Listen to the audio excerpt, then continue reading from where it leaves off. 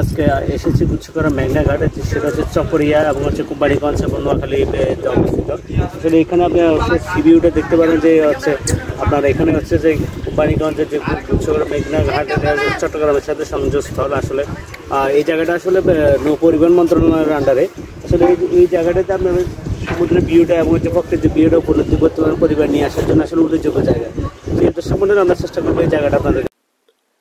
গুচ্ছগ্রাম মেঘনাঘাটটি আসলে প্রাচীন জনপদের একটা দৃশ্যমান পরিবেশ। আসলে এটা বঙ্গোপসাগরের সাথে সংযোগ স্থল এবং ফেনী অঞ্চল এবং নোয়াখালী অঞ্চলে যে পানি প্রবাহের একটি গুরুত্বপূর্ণ ভূমিকা পালন করে।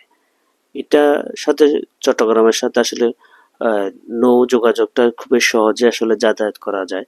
এই অঞ্চলের মানুষগুলো আসলে এখানে মৎস্য চাষ করে এবং হচ্ছে জীবিকা নির্বাহন করে। এই গুরুত্বপূর্ণ এই জায়গাটি সুন্দর একটি উপলব্ধি জায়গা এবং মানুষ আসলে ঘোরার জন্য খুব ভালো জায়গা। এখানে বিভিন্ন ধরনের ফুচকা এবং হচ্ছে বিভিন্ন ধরনের পারিবারিক ভিত্তিক যে খাদ্যগুলা উপভোগ করে, এনজয় করে, সেগুলো পাওয়া যায়। ধন্যবাদ সবাইকে।